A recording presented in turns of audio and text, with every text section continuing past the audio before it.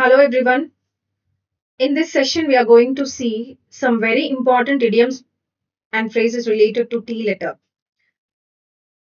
See the first idiom, through, thick and thin.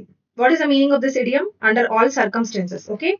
Through thick and thin ante enti. ఈ idiom యొక్క meaning ఏంటి అంటే under all circumstances. Okay. Under all circumstances. ఎలా గుర్తుపెట్టుకోవాలి? See here. అసలు ఈ idiom వెనకాల ఉన్న ఆరిజిన్ ఏంటి, ఎలా వచ్చింది తెలుసుకుందాం. See here. What is thick and what is thin and ఈ ఇమేజెస్ ఏంటి చూడండి. థిక్ అంటే థిక్ ఫారెస్ట్ అని అర్థం. ఓకే, థిక్ అంటే ఏంటి? Thick forest. నౌ థిన్ అంటే థిన్ డెజర్ట్. ఓకే, థిన్ అంటే ఏంటి? డెజర్ట్. సో థిక్ అంటే ఫారెస్ట్, థిన్ అంటే డెజర్ట్. నా ఇప్పుడు ఎవరైనా అడిగారు అనుకోండి, మీకు ఫారెస్ట్ లో ఉండడం ఇష్టమా, డెజర్ట్ లో ఉండడం ఇష్టమా అని 2 ఆప్షన్స్ ఇస్తే మనం దేనికి ఆప్ట్ చేసుకుంటాము? ఫారెస్ట్ లో ఉండడానికి ఇష్టపడతాం. ఎందుకు అంటే బ్రతకడానికి కావాల్సిన ఆక్సిజన్, ఫుడ్, వాటర్ అన్ని మనకి ఫారెస్ట్ లో దొరుకుతాయి. డెజర్ట్ చూడండి, డెజర్ట్ లో ఉండగలుగుతామా? డెజర్ట్ లో ఎలా ఉంటుంది? హీట్ ఉంటుంది, ప్లాంట్స్ ఉండవు. ఓకే, ఫుడ్ దొరకదు, వాటర్ కూడా దొరకదు. Yes or no? సో అందుకని so through thick and thin అంటే అండర్ ఆల్ సర్కమ్స్టెన్సెస్ అని అర్థం. Okay, so through thick and thin. So thick అంటే ఇక్కడ థిక్ ఫారెస్ట్, థిన్ అంటే థిన్ డెజర్ట్. అంటే థిక్ ఫారెస్ట్ అంటే ఏంటి? మన happy times. Okay, happy times అంటే మనం సుఖాల్లో ఉంటాం కదా, ఆ టైమ్స్ అనమాట. నా థిన్ అంటే థిన్ అంటే ఏంటి? ఇక్కడ డెజర్ట్. డెజర్ట్ లో ఉండడం ఇష్టమా? డెజర్ట్ అనేది చాలా కష్టమైన సిచ్యువేషన్. ఓకే, కష్టమైన ప్లేస్, అక్కడ మనం ఉండలేం. సో అందుకే bad days. Okay, bad days are bad times అంటే ఇప్పుడు చూడండి, మొత్తం చదవండి. త్రూ థిక్ అండ్ థిన్ అంటే త్రూ థిక్ అంటే థిక్ ఫారెస్ట్ అంటే nothing but your happy times. Through thin అంటే nothing but your desert means bad times. అంటే ఇప్పుడు మొత్తం చదవండి. త్రూ థిక్ అండ్ థిన్ అంటే through happy times and bad times అంటే under all circumstances. All circumstances అంటే ఏంటి? ఆల్ సిచ్యువేషన్స్ అని అర్థం. ఆల్ సిచ్యువేషన్స్ అంటే ఏంటి? హ్యాపీ టైమ్స్, బ్యాడ్ టైమ్స్ రెండు కూడా. అర్థమవుతుంది కదా? అయితే ఇప్పుడు నేను ఈ ఇడియం ఎలా యూజ్ చేయాలి? సీ హియర్, మనకి ఒక ఫ్రెండ్, రియల్ ఫ్రెండ్ అని ఒక పర్సన్ ఉంటారు అనుకోండి. సపోజ్ రియల్ ఫ్రెండ్ అంటే ఎవరు? హ్యాపీ టైమ్స్ లో ఉండి బ్యాడ్ టైమ్స్ లో మనల్ని వదిలేసి వెళ్ళిపోయేవాడు రియల్ ఫ్రెండా? కాదు కదా. రియల్ ఫ్రెండ్ అంటే ఏంటి? మన హ్యాపీ టైమ్స్ లోను, మన బ్యాడ్ టైమ్స్, రెండు సిచ్యువేషన్స్ లో, రెండు సర్కమ్స్టెన్సెస్ లో, రెండు కండిషన్స్ లో ఉంటే అప్పుడు ఆ ఫ్రెండ్ ని రియల్ ఫ్రెండ్ అని అంటారు. ఇప్పుడు మనం ఏమనాలి? He stood by me through thick and thin అని అనాలి. అంటే ఏంటి? అతను కష్టాల్లో ఉన్నాడు, నా సుఖాల్లో ఉన్నాడు, అంటే అన్ని సర్కమ్స్టెన్సెస్ లో ఉన్నాడు. So under all circumstances. So through thick and thin అంటే ఏంటి? Under all circumstances. See the next idiom, take a back seat. Take a back seat అంటే ఏంటి? To take a less important position or a role. Okay, now imagine a car. Okay, car లో front seat ఉంటుంది కదా. Front seat అంటే ఏంటి? Driver seat. ఈ driver seat అనేది very important position or very responsible position. ఎందుకని? ఒక డ్రైవరే ఆ డైరెక్షన్ ని, స్పీడ్ ని కంట్రోల్ చేస్తాడు. Yes or no? Yes. So వెనకాల ఎవరైతే కూర్చుంటారో అంటే బ్యాక్ సీట్ లో కూర్చున్న వాళ్ళు ఆరాంగా కూర్చుంటారు. ఓకే, సో వాళ్ళు మంచిగా రెస్ట్ తీసుకుంటారు. So direction and speed the control ఏం చేయరు, వాళ్ళు జస్ట్ రిలాక్స్ అవుతారు వెనకాల కూర్చున్న వాళ్ళు, బ్యాక్ సీట్ లో కూర్చున్న వాళ్ళు. సో ఫ్రంట్ సీట్ అనేది responsible position, important position. Back seat అనేది less important position. Understood? So now see the idiom, take a back seat. ఏ సీట్ ని తీసుకున్నాం? ఫ్రంట్ సీట్ తీసుకోవట్లేదు, బ్యాక్ సీట్ ని తీసుకున్నాం. అంటే ఏంటి? మనము ఆ ఫ్రంట్ సీట్ అంటే రెస్పాన్సిబుల్ పొజిషన్ నుంచి తప్పుకొని వెనక్కి సీట్ అంటే బ్యాక్ సీట్ తీసుకున్నాము. అంటే లెస్ ఇంపార్టెంట్ పొజిషన్ లోకి వచ్చాము, ఆర్ లెస్ ఇంపార్టెంట్ రోల్ నుంచి రోల్ లోకి వచ్చాము అని అర్థం. ఫర్ ఎగ్జాంపుల్ దీన్ని ఎలా తీసుకోవచ్చు? యూసేజ్ ఎక్కడ ఉంటుంది అంటే, ఫర్ ఎగ్జాంపుల్ నాకు క్లాస్ కి నేను ఒక క్లాస్ లీడర్ అనుకోండి, నేను ఇన్ఛార్జ్ అంటే ఏంటి? ఇప్పుడు అది ఫ్రంట్ సీట్ అని అర్థం. ఇప్పుడు నేను ఆ లీడర్షిప్ ని వేరే వాళ్ళకి ఇచ్చేసి నేను ఒక నార్మల్ స్టూడెంట్ అయ్యాను అనుకోండి. సో అప్పుడు నేను ఏమవుతాను? లెస్ ఇంపార్టెంట్ పొజిషన్ గా తీసుకుంది. Yes or no? Yes. So to take a back seat అంటే ఏంటి అంటే బాధ్యత నుంచి తప్పుకోవటం. To take a very less important position or role is called to take a back seat. Now coming to the next idiom, take the bull by the arms. Okay, దాని అర్థం ఏంటి అంటే to deal with a difficult situation directly. To deal with a difficult situation directly. Now how to remember? See here, first focus on this animal, bull. Bull అనేది ఎలాంటి animal? Friendly animal కాదు కదా, aggressive animal, మన మాట వినదు అది. Okay, bull games ఉంటాయి కదా! ఆ గేమ్స్‌లో కూడా మనం బుల్‌ని ఎలా అధిగమిస్తాము, చాలా అగ్రెసివ్‌గా ఉంటది. దాన్ని ఎలా కంట్రోల్ చేస్తాము అంటే, దాన్ని ఎలా కంట్రోల్ చేస్తాము? కాళ్ళు, చేతులు కట్టేసినా కూడా అది కంట్రోల్ అవ్వదు. ఎలా కంట్రోల్ చేస్తాం? దాన్ని డైరెక్ట్ కంట్రోల్ ఎలా చేస్తామంటే, దాని హార్న్స్ పట్టుకొని కిందకి నేలకి ఇలా లాగాలన్నమాట. అప్పుడు దాని కంట్రోల్, దాని పవర్ అనేది తగ్గిపోతుంది. అంటే మన లైఫ్‌లో ఎలాంటి డిఫికల్ట్ సిట్యుయేషన్స్ వచ్చినా, మనం ఏం చేయాలి అంటే, డైరెక్ట్‌గా దాన్ని ఫేస్ చేయాలి. ఆ డిఫికల్ట్ సిట్యుయేషన్‌ని ఫేస్ చేయాలి. డైరెక్ట్‌గా ఫేస్ చేయడాన్ని ఏమంటారంటే, to take the bull by the horns. అంటే ఇప్పుడు బుల్ అనే అగ్రెసివ్ యానిమల్‌ని ఎలా ఫేస్ చేసామో, హార్న్స్‌ని కిందకి లాగాం. ఆ విధంగానే ఎలాంటి డిఫికల్ట్ సిట్యుయేషన్ అయినా డైరెక్ట్‌గా ఫేస్ చేయడాన్ని ఏమంటారు? To take the bull by the horns. Next, throw dust in someone's ice. Okay. అంటే ఏంటి? త్రో డస్ట్ అంటే ఎవరి కళ్ళలో ఇలా మట్టి కొట్టడం ఆర్ దుమ్ము కొట్టడాన్ని ఏమంటారంటే throw dust in once ice అని అంటారు. నౌ ఎందుకలా వాళ్ళ ఐస్‌లోకి ఇలా మట్టి కొడితే ఏమవుతుంది అనంటే మిస్‌లీడ్. సీ ఐస్ అనేవి ఏంటి? క్లియర్ విజన్‌కే కదా! Yes or no? ఐస్ ఉన్నదేంటి? విజన్‌కి. క్లియర్‌గా మనకు కనిపించడానికి. కానీ ఎప్పుడైతే కళ్ళల్లో మనం ఈ డస్ట్ కొడతామో అప్పుడు ఏమవుతుంది? మనకేమైనా కనిపిస్తదా? కనిపించదు. అంటే ఇప్పుడు మనకు ఎదురుగా ఎవరొస్తున్నారని మనకు తెలీదు. సో, మనం ఖచ్చితంగా మిస్‌లీడ్ అవ్వబడతామనమాట. సో, ఇది యాక్చువల్లీ ఈ సిట్యుయేషన్ మనకి చాలా మూవీస్‌లో చూస్తూ ఉంటాం. త్రో డస్ట్ ఇన్ ఆహ్, వన్స్ ఐస్ అనేది. ఓకే. సో, హీరో అక్కడ ఉన్న ఆ విలన్ మనుషుల్ని కొట్టడానికి చూస్తూ ఉంటే విలన్ కళ్ళలోకి ఇలా డస్ట్ త్రో చేస్తారు. సో, అప్పుడు అతనికేం కనిపించదు. హీరోకేం కనిపించదు. బట్ స్టిల్ అతను ఫైట్ చేస్తూ ఉంటాడనమాట. So, throw dust in someone's eyes అంటే ఏంటి? Mislead someone. Next, tall story. Tall story అంటే ఏంటి? Difficult to believe. Now see here. మనం ఒక స్టోరీ చెప్తున్నాం. ఒక కథ చెప్తున్నాం. ఆ కథ ఎలా ఉంది? టాల్‌గా ఉంది. అంటే ఏంటి? టాల్‌గా ఉండడం అంటే ఏంటి? స్టోరీ అనేది నువ్వు స్టోరీలా చెప్పకుండా, నువ్వు దానిలోకి కొంచెం మసాలా యాడ్ చేసావు. ఈ నీ స్టోరీస్ నువ్వు కుక్ చేసిన స్టోరీస్ అన్నీ యాడ్ చేసావు. ఆ స్టోరీస్ అన్నీ యాడ్ చేస్తూ కాస్త చిన్నగా ఉన్న స్టోరీ ఎలా అయిపోయింది? టాల్ అంటే చాలా పెద్దగా అయిందనమాట. అంటే ఎందుకయింది? నువ్వేదో యాడ్ చేసావు. అంటే ఇప్పుడు నువ్వు చెప్పిన స్టోరీ నేను నమ్మాలా వద్దా అంటే నమ్మకూడదు. ఎందుకంటే నువ్వు యాడ్ చేసావు. నువ్వు మానిప్యులేట్ చేసావు ఆ స్టోరీని. So, it is very difficult to believe. అందుకే టాల్ స్టోరీ అనాలి. అర్థమవుతుందా? సో, టాల్ స్టోరీ అంటే ఏంటి? Difficult to believe. మనకు బ్రేకింగ్ న్యూస్, ఫేక్ న్యూస్ అని ఇలాంటివి వస్తూ ఉంటాయి కదా! సో, దాంట్లో ఎంత నిజమో ఉండదు కాబట్టి, సో, టాల్ స్టోరీ అంటే ఏంటి? Difficult to believe. Now next చూడండి, టైట్ లిప్డ్. టైట్ లిప్డ్ అంటే ఏంటి? To keep quiet. Now lips. మనం మాట్లాడేటప్పుడు లిప్స్ అనేవి మూవ్ అవుతూ ఉంటాయి. అవునా? కానీ ఇడియం చూడండి, టైట్ లిప్డ్. లిప్స్ ఎలా ఉన్నాయి? టైట్‌గా ఇలా మూసుకొని ఉన్నాయి. అంటే ఏంటి? మనం ఏం మాట్లాడట్లేదు. క్వైట్‌గా ఉన్నాం. It's a very common idiom. మనకు నిమోనిక్ కూడా ఏం అవసరం ఉండదు దీనికి. నెక్స్ట్ చూడండి, to take up the cudgels. Take up the cudgels అంటే ఏంటి? టు సపోర్ట్ లేదా డిఫెండ్ అని అర్థం. డిఫెండ్ అన్నా, సపోర్ట్ అన్నా ఒకటే. ఈ 2 కూడా సినోనిమ్సే. డిఫెండ్ అనే వర్డ్ వెరీ ఇంపార్టెంట్ సినోనిమ్స్‌లో అడిగాడు. ఓకే. డిఫెండ్ అనే వర్డ్ మనకి సినోనిమ్స్‌లో ప్రీవియస్ ఇయర్ క్వెషన్‌గా ఇచ్చాడన్నమాట. సో, డిఫెండ్ అన్నా కూడా సపోర్టే. ఎలా గుర్తుపెట్టుకుంటాము? డిఫెండ్‌ని, సపోర్ట్ అని నువ్వు ఎలా గుర్తుపెట్టుకుంటావంటే, సీ డిఫెన్స్ నుంచి వచ్చింది. అర్థమవుతుందా? డిఫెన్స్. డిఫెన్స్ అంటే ఏంటి? డిఫెన్స్ అంటే మన ఆర్మీ. ఆర్మీ ఏం చేస్తారు? మనకు సపోర్టివ్‌గా వాళ్ళక్కడ బోర్డర్‌లో నించొని ఫైట్ చేస్తున్నారు. అవునా? వాళ్ళక్కడ ఫైట్ చేస్తున్నారు. అక్కడ ఎవరిని సపోర్ట్ చేస్తున్నారు? మనకి సపోర్ట్ చేస్తున్నారు.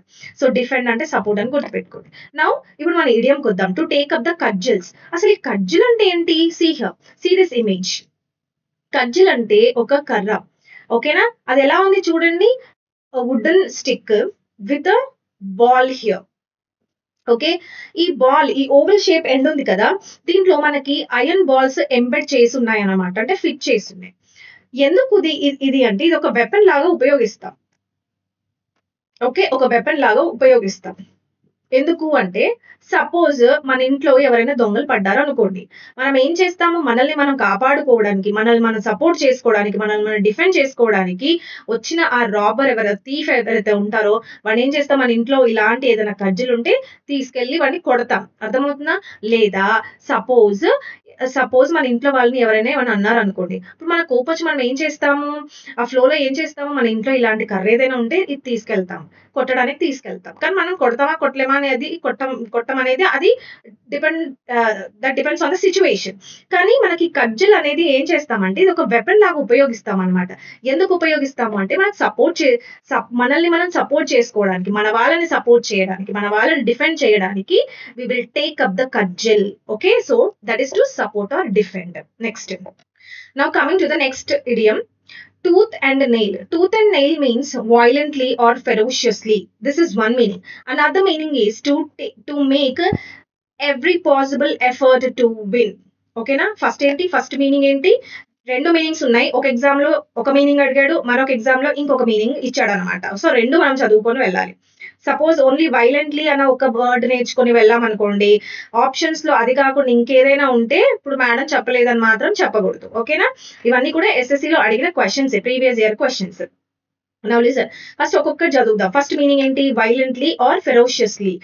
ఎలా గుర్తుపెట్టుకోవాలి దీన్ని? చూడండి, యాక్చువల్లీ ఈ టూత్ అండ్ నెయిల్ అనేది ఫైట్ టూత్ అండ్ నెయిల్ అని ఇస్తూ ఉంటాడు అనమాట. యాక్చువల్లీ ఇడియం ఇది, fight tooth and nail. Now lion చూడండి, lion is a ferocious animal, అంటే దానికి కోపం ఎక్కువ కదా.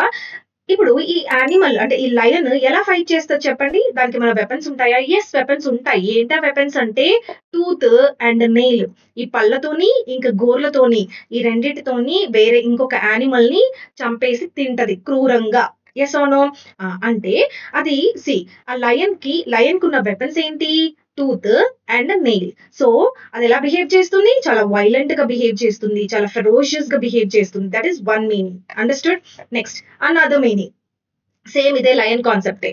అనదర్ మీనింగ్ ఏంటి అంటే, ఇప్పుడు లయన్ దగ్గర ఏమైనా వెపన్స్ ఉన్నాయా? దాని దగ్గర ఏమైనా స్వాడ్ గానీ, డాగర్ గానీ, లేకపోతే గన్లు గానీ ఏమైనా ఉన్నాయా? ఏమీ లేవు. దాని దగ్గర ఉన్న రెండు వెపన్స్ ఏంటి? ఒకటి టూత్, మరొకటి నెయిల్. అంటే అది ఏదైనా పని చేయాలంటే కేవలం ఈ రెండు వెపన్స్ తోనే, ఈ రెండు పాసిబుల్ వేసే ఉంటాయి దానికి.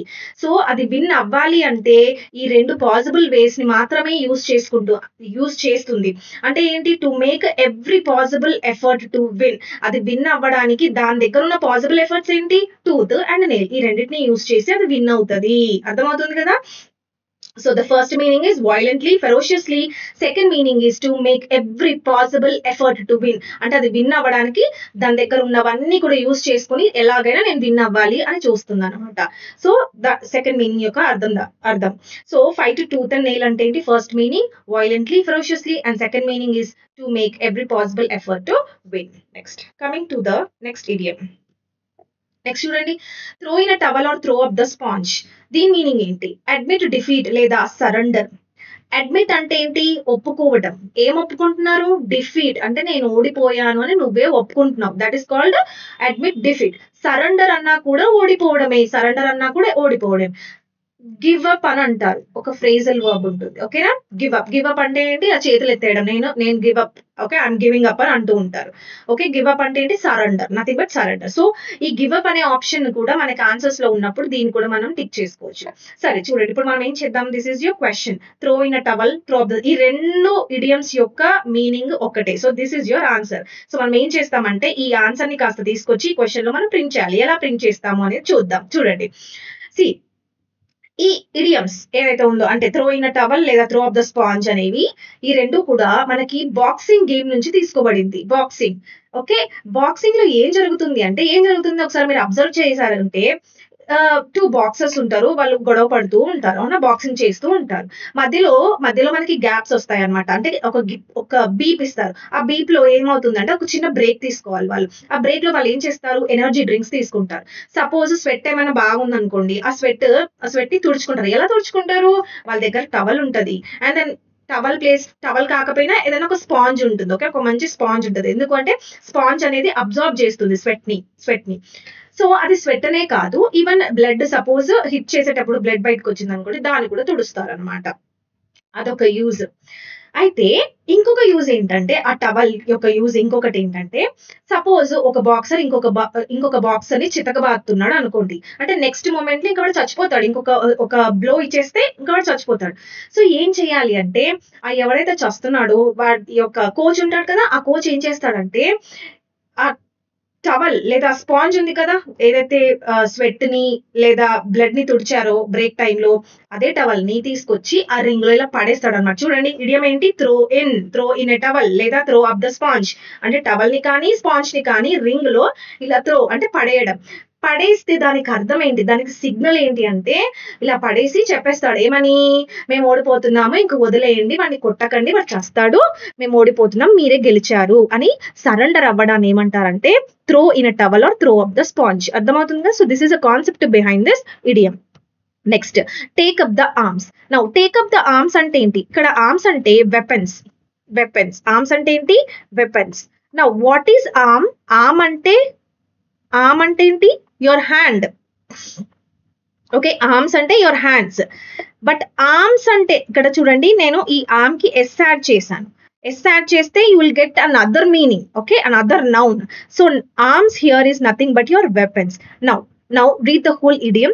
టేక్ అప్ ద ఆర్మ్స్ ఎప్పుడు తీస్తాము? ఆర్మ్స్ వెపన్స్ ఎప్పుడు తీస్తాము? మనం ఫైట్ చేయాలనుకుంటే. సోల్జర్స్ ఏం చేస్తారు? ఎవరైనా రైవల్స్ కానీ అపోనెంట్స్ కానీ లేకపోతే వేరే నైబరింగ్ సోల్జర్స్ దగ్గరకు వచ్చారనుకోండి, అటాక్ చేయడానికి వచ్చారనుకోండి, అప్పుడు ఏం చేస్తారు? వాళ్ళ దగ్గర ఉన్న ఆర్మ్స్ ని తీసుకొని ఫైట్ చేయడానికి రెడీగా ఉంటారు. ఓకే, నెక్స్ట్ ఇడియం చూడండి. Take somebody for a ride. Take somebody for a ride means to deceive or to cheat someone. Deceive అనే వర్డ్ చాలా ఇంపార్టెంట్. ఇది ఒక previous year question, synonyms antonyms లో ఇస్తూ ఉంటాడు. అర్థమవుతుందా? సో డిసీవ్ అంటే ఏంటి? చీట్, మోసగించడం. డిసీవ్ అంటే మోసం చేయడం. రైట్. ఇప్పుడు చూడండి, ఇడియం చూడండి. Take somebody for a ride అంటే deceive or cheat someone. Ride అంటే ఏంటి? బైక్ రైడే కదా. Yes or no? ఇప్పుడు చూడండి, నేను ఇక్కడ ఏ ఇమేజ్ పెట్టలేదు, కానీ నేను మీకు ఒక కాన్సెప్ట్ చెప్తాను. దీన్ని బెటర్ గా అర్థం చేసుకోవాలి అని అంటే ఒక చిన్న స్టోరీ చెప్తాను. స్టోరీయే కాదు, ఇది చాలా మూవీస్ లో మనకి ఫ్రీక్వెంట్ గా కనిపిస్తుంది అనమాట. ఈ సిచ్యువేషన్ కనిపిస్తుంది. ఆ సిచ్యువేషన్ మీరు ఇమాజిన్ చేసుకోవాలి. సిచ్యువేషన్ ఇమాజిన్ చేసుకున్నారు అనుకోండి, మనకు వెంటనే ఆన్సర్ వస్తుంది. Now listen. Take somebody for a ride. ఒక అమ్మాయి బస్ స్టాప్ లో వెయిట్ చేస్తుంది అనుకోండి. Okay, she's beautiful. Okay, next moment ఏమవుతుంది? హీరో వస్తాడు. ఎలా? బైక్ పైన వస్తాడు. బైక్ పైన వచ్చిన తర్వాత బైక్ మీద వచ్చి కరెక్ట్ గా ఆమె ముందు ఆపుతాడు అనమాట. ఆ హీరోయిన్ ముందు ఆపుతాడు. ఓకే, ఆపి ఏమంటాడు? రైడ్కి వస్తావా అని అంటాడు. ఎందుకు రైడ్ అంటే? నేను డ్రాప్ చేయాలా అని అడుగుతాడు. యాక్చువల్ గా డ్రాప్ అంటే నిజంగా ఇంటెన్షన్ ఏంటి? డ్రాప్ చేయడం కాదు కదా.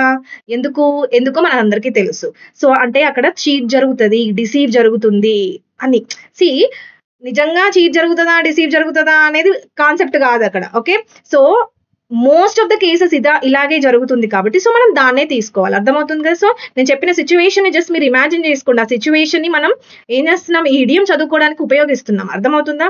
So to take somebody for ride, ఎవరినైనా రైడ్ కి తీసుకెళ్తున్నాం అంటే ఖచ్చితంగా వాళ్ళని డిసీవ్ చేయడానికి, చీట్ చేయడానికి అని అర్థం. Okay, right. నెక్స్ట్ చూడండి. Throw a spanner. Now see here.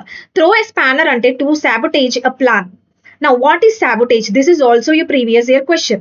Okay, nenu previous year question ani anna అది 100% ప్రీవియస్ ఇయర్ క్వశ్చన్. అర్థమవుతుంది కదా.